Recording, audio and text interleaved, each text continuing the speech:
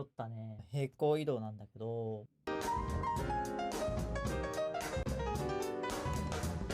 またやったね。中心軸システムでやってんね。ジャズ沼へようこそ。ジャズピアニストの永吉俊雄です。今日はロイ・ハーグローブのストラスブール・サンドニという曲のジェラルド・クレイトンのピアノソロの分析を行います。今回の動画で学べることは、楽しんで見ていってください。ジャズのアドリブの分析には自信があります。ジャズが上手くなりたい方、ぜひチャンネル登録をよろしくお願いします。レジュメを見ながらの方が分かりやすいと思うので、ぜひ概要欄からダウンロードしてみてください。そしてダウンロードしたよとか、ヌルポとかだけでいいので、ぜひコメントしていってください。分析開始。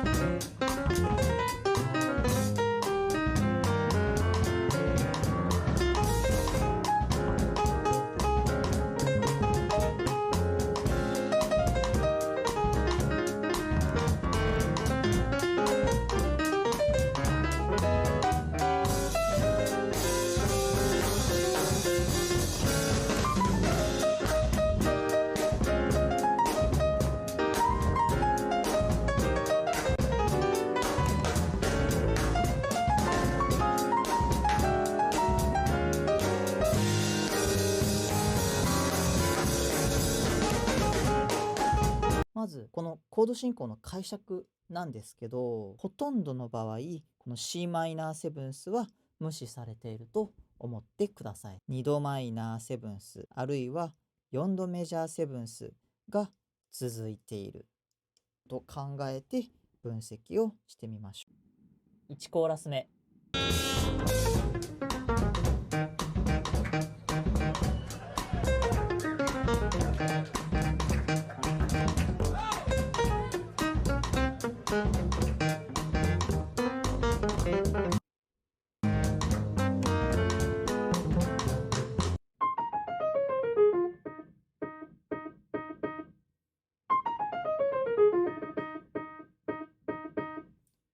これが一体どういうフレーズなのか。これ、テーマからの続きで入ってきているフレーズですが、一体何かといったら解釈が2つあります。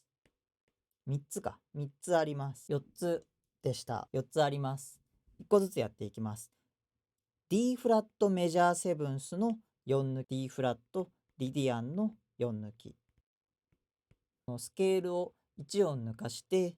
6音のスケールにするというのは、他の動画でも紹介しているアイデア。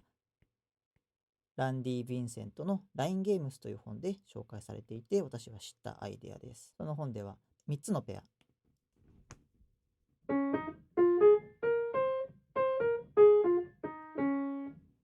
を作ると紹介されていました。最初の加工するフレーズは C、B、A と解釈することができそうでということで、ペアで分析できるところがありました。これ見ると c マイナーセブンスのところでもこのスケール一発でやってるので、やはり c マイナーセブンスは無視されているものと今見て良さそうです。ただこのテーマ部分では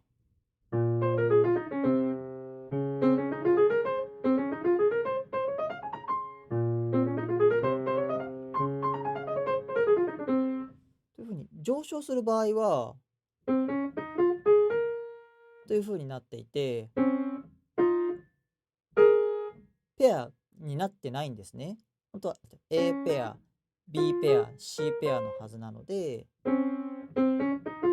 これだとペアが逆になっちゃってるんですね。なので、今回の場合は、たまたまペアが作れましたけど、必ずしもペアは守らなくてもいいです。ただ明らかに G の音が抜かされている。D フラットのリディアンスケール目線でいくと、4番目の音が抜かされてるなというのは確実ですね。というのが1番目のアイデア。じゃあ B フラットマイナー7で見てみると何番目が抜かれているかというと、抜かれているのはソですので、6番目の音が抜かされていることになります。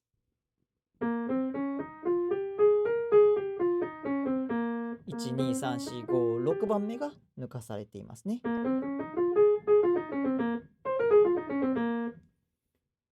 とすると、2度マイナーセブンスで抜かす音と4度メジャーセブンスで抜かす音は同じ音を抜かすということがお分かりいただけるでしょうか。D フラット目線で見たら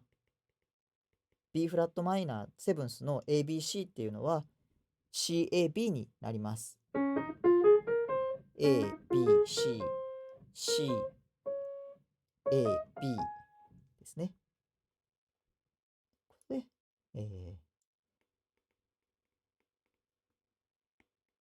トリアンスケールですね。ということで次3番 A フラットメジャーペンタに4度を足したんじゃないのというアイデア。メジャーペンタトニックスケールというのは1、2、3、5、6、これが A フラットメジャーペンタトニックスケールですが、これに4度の音が追加されます。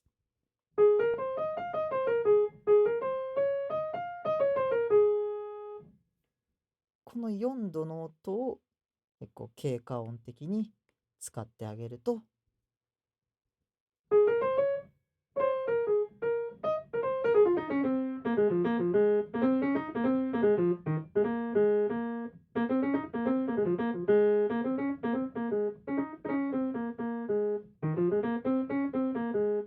今回今ペアにこだわっていないですが、こういうメジャーペンタに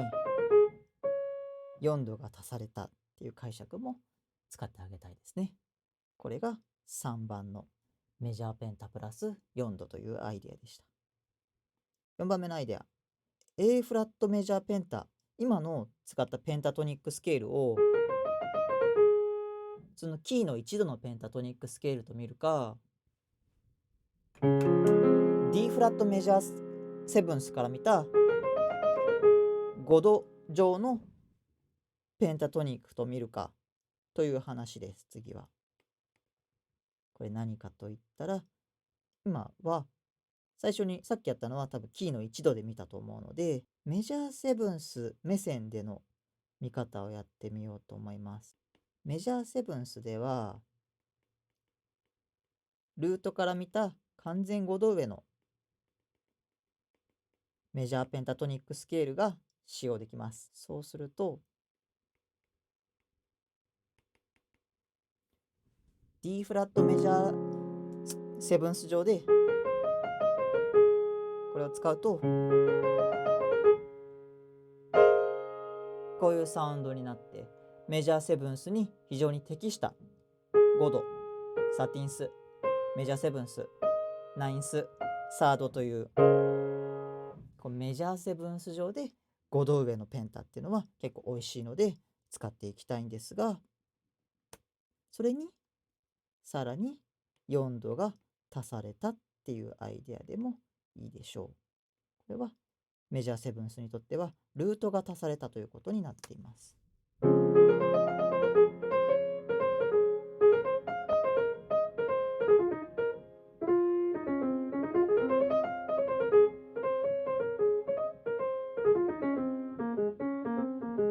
弾いてること同じなんですけどね。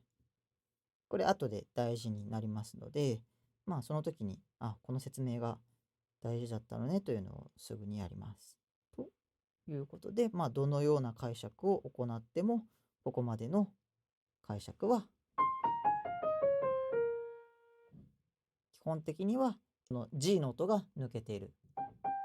ということが分かります。G の音は D フラットにとっては4度、B フラットマイナーにとっては6度、キーのにとっては7度が抜けているというか、メジャーペンタトニックに4度を足したものとも言えるでしょう。でした。で、最後。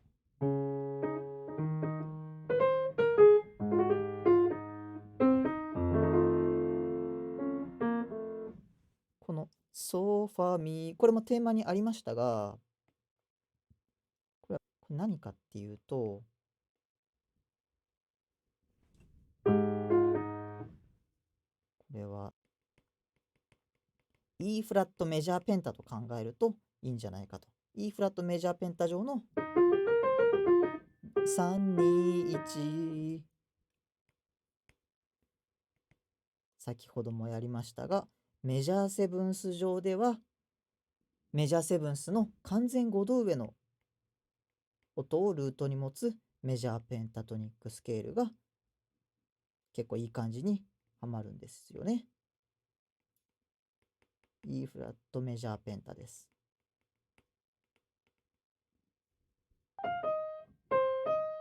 ドミファはこれまだこれが続いてると思ってもいいかな。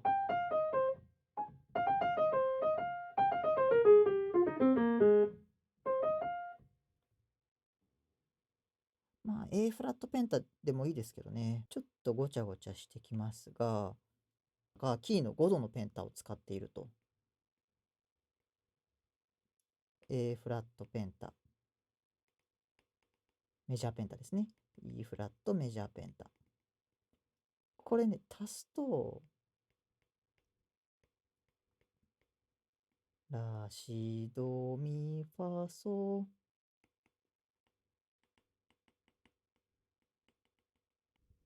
もしくは、ここを A フラットの123と見て、こっちを E フラットの123と見て、ソファミ321321。こういうふうに見てあげてもいいと思います。まあ、特徴的なそういうフレーズが出てきたときにそういう分析ができるといいかなと思います。じゃあ次のコーラスいってみましょうか。2コーラス目。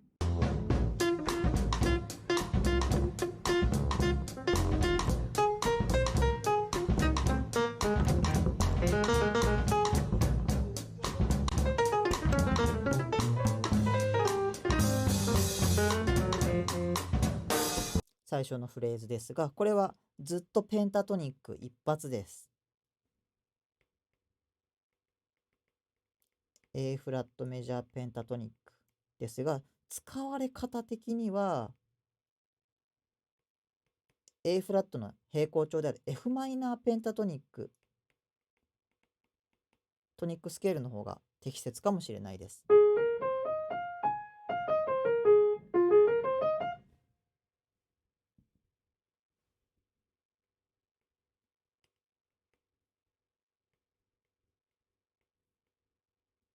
A フラットメジャーペンタトニックを6度から始めると、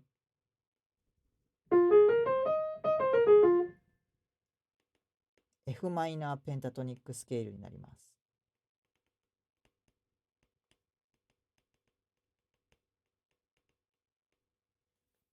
まあ A フラットメジャーペンタでいいんじゃないのと思われるかもしれませんが、結構このファの音をしつこく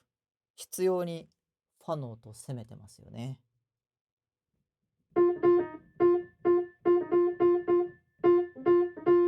っていうふうに。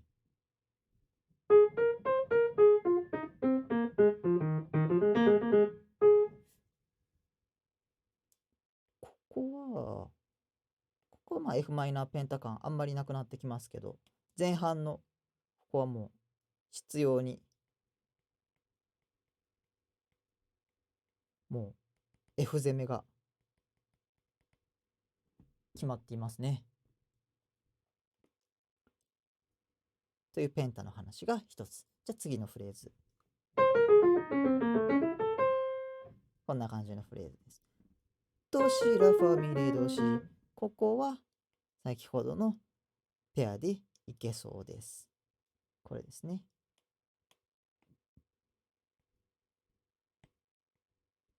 次 E フラットセブンスでこういうフレーズ、ラドミラと、これ何か A のトライアドが使われていますね。これは、いわゆる裏コードというやつで37を共有するコードにひっくり返していいですよというのが、ざっくり裏コードです。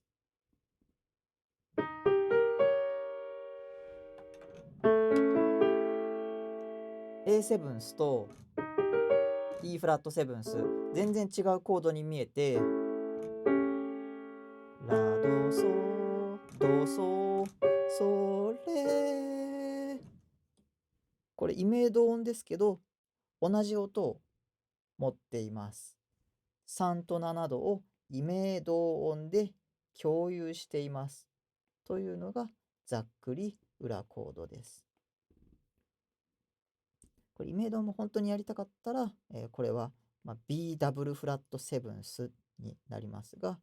今回は割愛しましょう。という裏の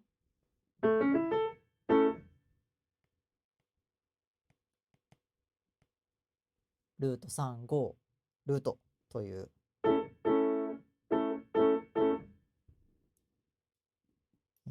トライアドのアルペジオを使っています。で、ドは、ここではもう元のコード、元のスケールに戻ってきていますね。どう解釈してあげてもいいけど。E フラット上のテンションの13thっていう感じでいいかな、今回は。で、最後のフレーズ。これさっきやったやつでできてます。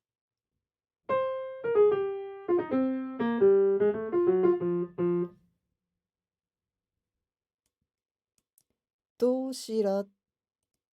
ソファミ。もうわかりましたね。A フラットメジャーペンタの321、E フラットメジャーペンタの321、先ほどやったように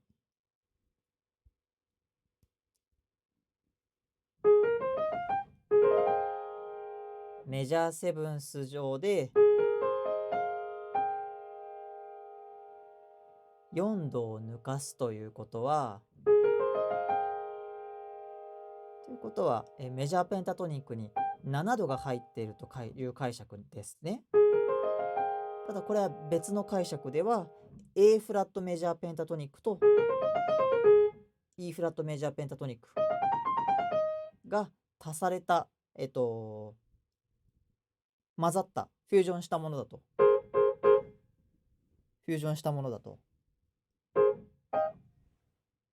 思っていただくと、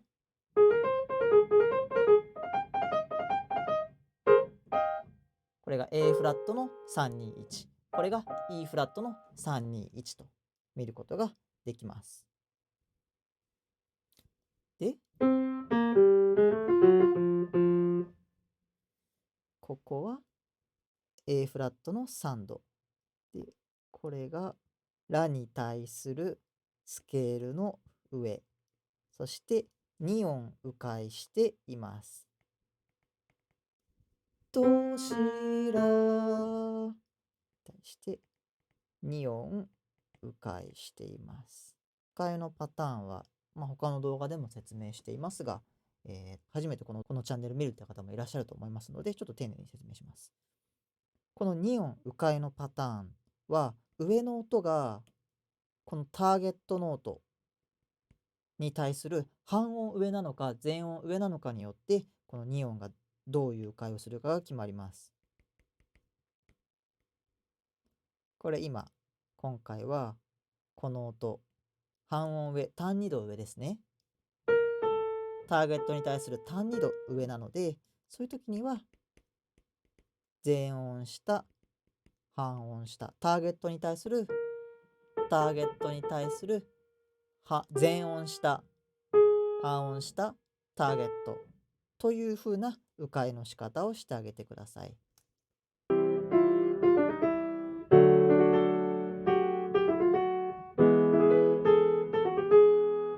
というような半音の上だったら、こういうような2音迂回のパターンをしてあげてください。これ2音迂回は特に3度加工するようなパターンで多く見られます。ラからファも3度加工が起きていますが、これは迂回ではなくて、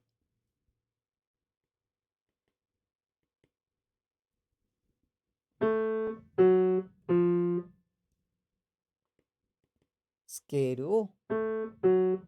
下がりつつ、コードトーンを挟みつつですね。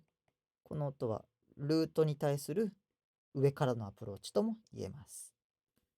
で、2コーラス目もできましたが、もう一回確認してみましょう。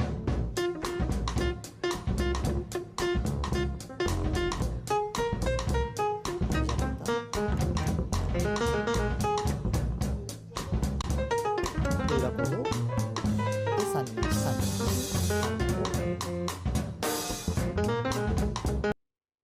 という感じの2コーラス目でした。3コーラス目。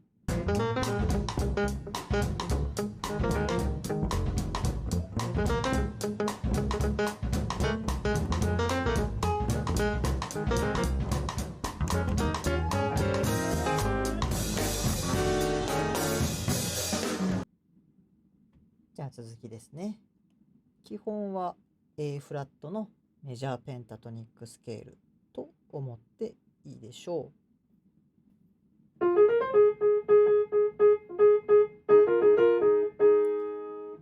こういうハモリが出てきていますが、これはメジャーペンタトニックスケールの1個飛ばしのハモリです。基本的には完全4度のハモリになりますが、トップノートがサードのところだけ3度ハモリになります。超3度ハモリ。他は完全4度のハモリになります。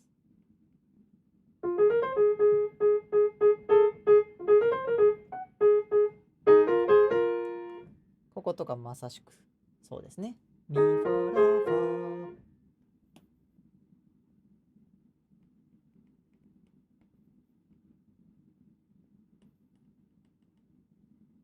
1個飛ばしハモリ。1個飛ばしハモリ。というフレーズが前半。最後だけちょっと違ってきます。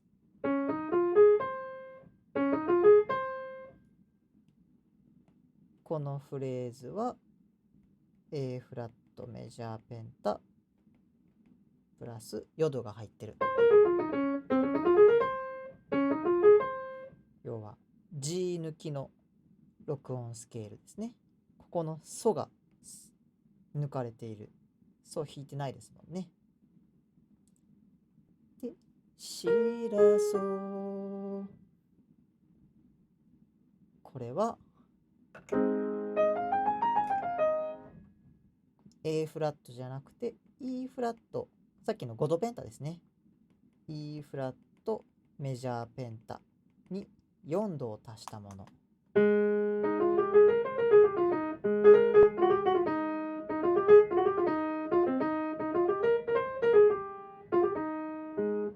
になります。そして F7 スでこのフレーズはこの他の動画とかもいろいろ見てみてほしいんですけど、このシャープ9とフラット9スっていう組み合わせはドミナント系のオルタードスケールとかのめちゃくちゃ大事な音使いになるので、これもぜひ覚えていってください。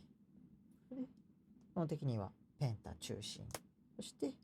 この A フラットメジャー7のところで、今まではそのペンタなんで G を弾いてないんですよ。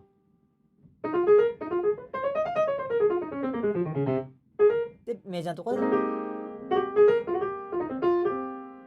初めて G が久しぶりに出てくる。この G の美味しさみたいなのを感じてもらえるといいですね。というわけで3コーラス目もう一回聴いてみましょうか。ペンタですね。でハモって、でまたペンタでハモるで4足してそうがいい。次のコーラスに行きましょう。4コーラス目。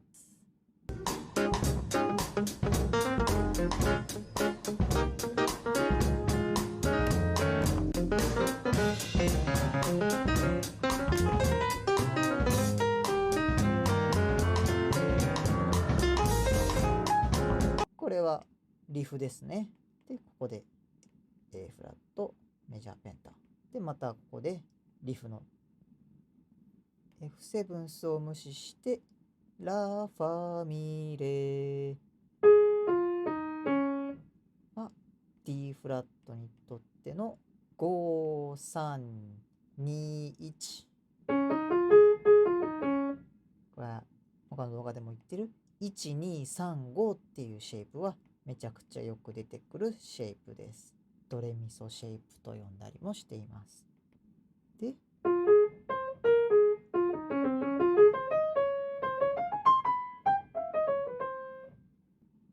ドシラファミレドレ、ここまでは、A フラットメジャーペンタに4度を足したものとして捉えるもよし、 D フラットリディアンスケールの4度抜かしと捉えるもよし、D フラットそっちもいい。ここで G の音が意図的にスキップされているところで、他の音はもうずっとこことかも G 抜けてますよね。横に下がってきて上がってるのに G の音がスキップされている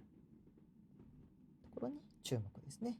これは D フラットメジャー7の3579のアルペジオ。3579のアルペジオとっても大事です。ファラドミレそして3からルートへの3度加工みたいなのも大事ですね。でここは B フラットマイナーで見た時の3579になります。チャーリー・パーカーの分析とかを見てもらうと3579めっちゃ出てくるので、ここはいきなりそういうビバップ系のフレージングになったなと思ってもらえたらいいんじゃないでしょうか。でここは E フラットのオルタード系のフレーズです。でオルタードスケールの解説まだろくにしていないと思うので、また、早めに機会があればやりたいと思いますが、オルタードスケールを使うときには、の分析をするときには E フラット上で考えるんじゃなくて、全音下のマイナーセブンスフラット5で分析をすると結構楽になることが多いですので、ぜひやってみてください。こうですね。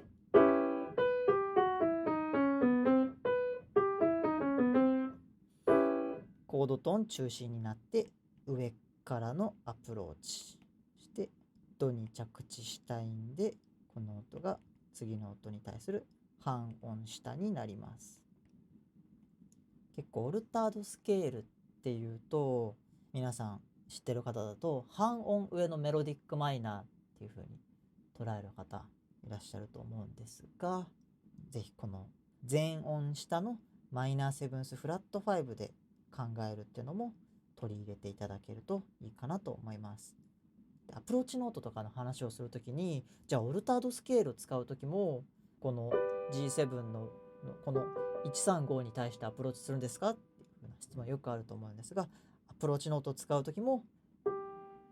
ルートの全音下のマイナーセブンスフラット5の135に対してアプローチしたり、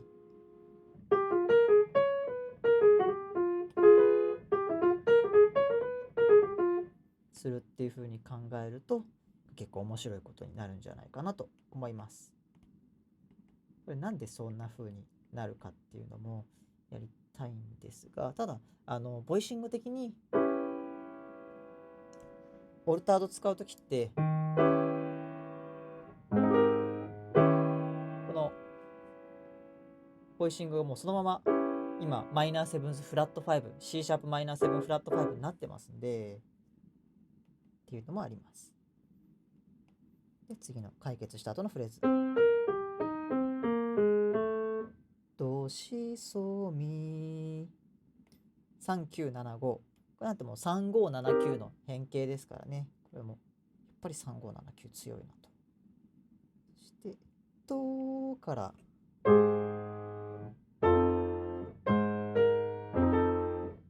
ドからラへの3度下降が起きていますね。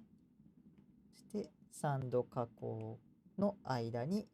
上と下で囲んでいます。上はスケールの音、下は半音が多いです。ここは、F のオーギュメントのアルペジオになってますね。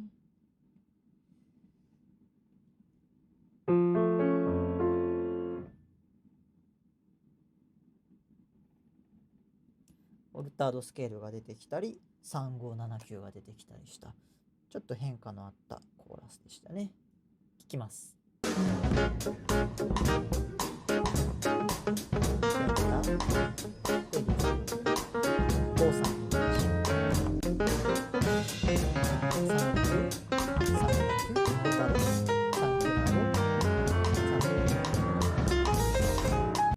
じゃあ次のコーラスに行きましょう。ここも含めてここから聞きましょうかね。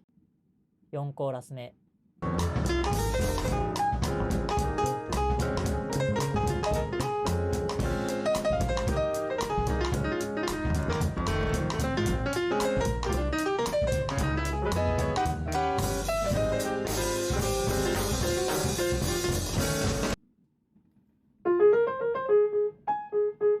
これは A フラットメジャーペンタですね。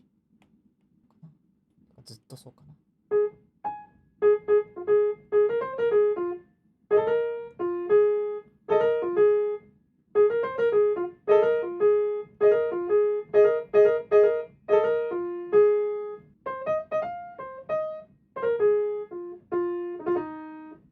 ペンタですね。ここは F7 の357で、こっからが結構やってます。これ今回はこの音を、3に対する半音下ではなくてもうナインスとして捉えてあげようと思います。ここで何が違うかっていうと、この c マイナーセブンスが結構ぶちかましてまして、キーに合わせるんだったらこうなるはずなんですね。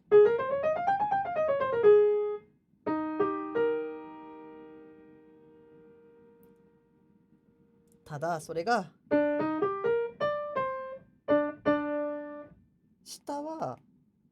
半音下でもいいんですけど、上は基本スケールの音に合わせる、キーに合わせるはずなんですが、今回ここの c マイナーセブンスナインス使わないはずなのに、この B フラットマイナーセブンスナインスを平行移動させています。本来で、さらに次の D フラットメジャーセブンスも D フラットマイナーセブンスの平行移動になっています。全く同じフレーズです。ここまでね。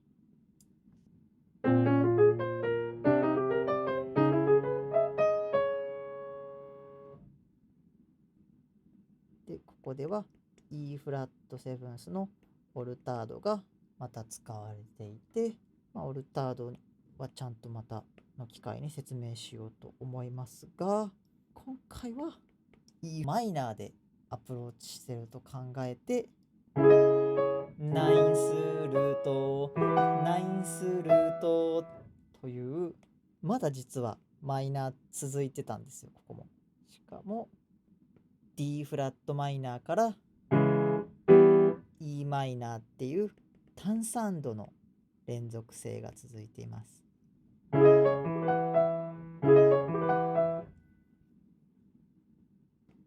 こもですね、ナインスルートで、E マイナーにとってのナインスルートというのは E フラットセブンスにとってはシャープナインスとフラットナインスになります。シャープナインスとフラットナインス、こういうオルタード系のフレーズにのめちゃくちゃ大事な音になりますので、ぜひ覚えていって、下から解決ですね。6です、になってますね。上からルートに、特にこの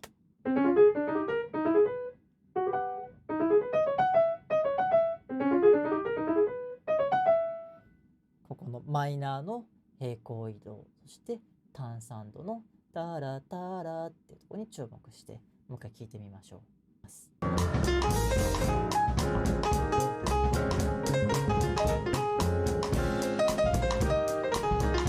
からですね。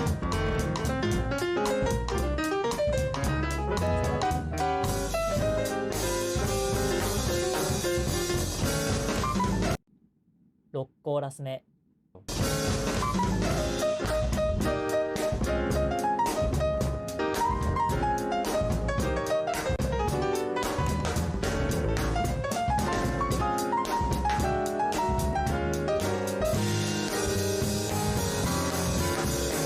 じゃあ分析をしてみましょう。ここは A フラットメジャーペンタです。で、こっからはまた G が抜かされた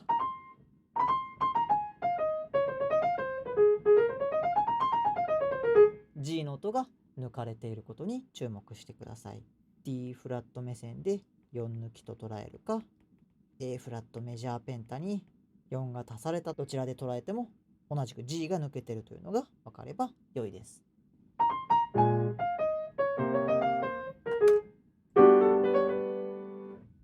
ここ気になるアウトの仕方ですよね。これは前回前々回からやっております。マルチトニックシステム、フォートニックシステム、もしくは中心軸システムを使って D フラットから増余度離れた G メジャーセブンスというコードに置き換えているわけなんですが、これなんだっけということでもう一回説明しましょう。この曲のキーは A フラットメジャーキーですが、同主調と平行調というのを繰り返していくと、単3度ずつ離れたメジャーキーというのが、関連した調であることが分かります。A フラットの同主調は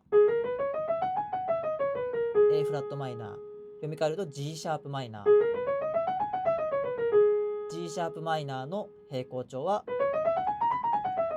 B メジャー、ここで B メジャーにもいけることが分かります。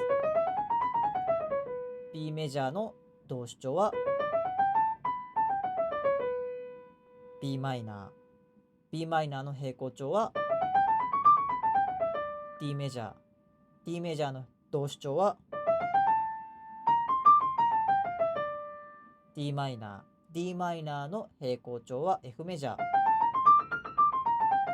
F メジャーの平行同主調は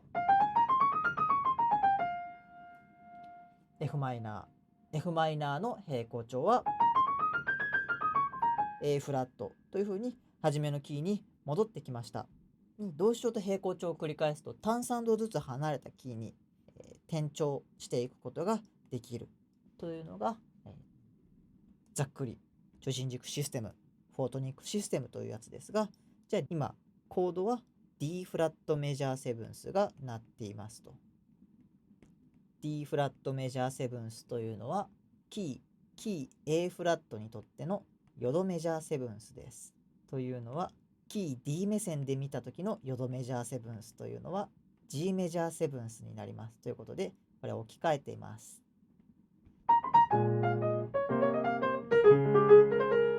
みたいなところがとなっている。なんでこのフレーズ自体を分析するというよりかは、普通だったらこうなっているところがちょっと音遣いをこのキーに合わせたらこのようなフレーズになったと。さっきからこのしか言ってないですけど、伝わればいいな。でリハモができて、ここは F のオーギュメントのトライアド。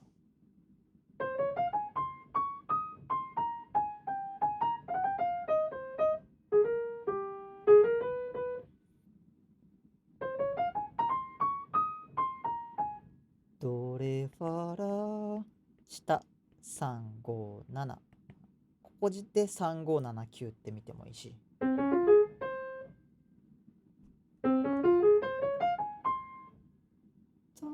ミドシラ見てほしいのが、ここが A フラット目線で見た時の345321で、次が E フラット目線で見た時の345321。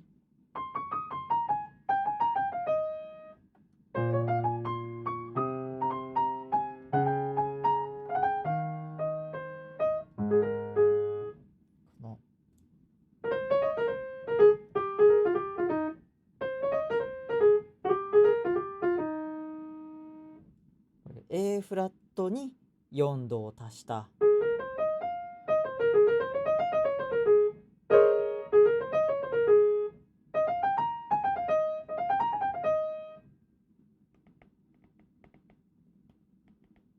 ていう感じで、ドミシソ3597、3579の変形ですね。ここで F シャープにとってのシャープ11の音が鳴ってますが、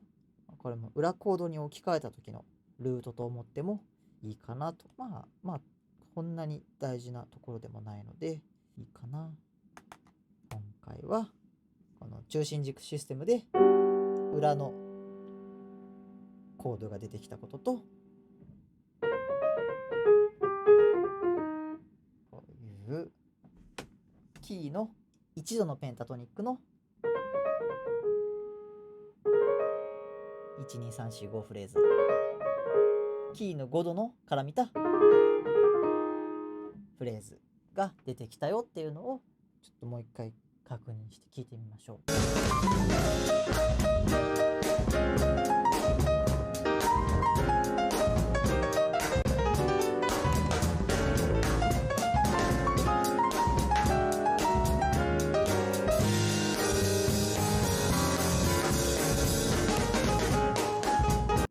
すべての分析が終了しました。いかがでしたでしょうか。繰り返し見てぜひ復習してみてください。ご希望の方は Zoom レッスン、質問し放題の通信レッスンなども受け付けております。ぜひお問い合わせください。この動画がためになったという方はぜひチャンネル登録して次の動画をお待ちください。では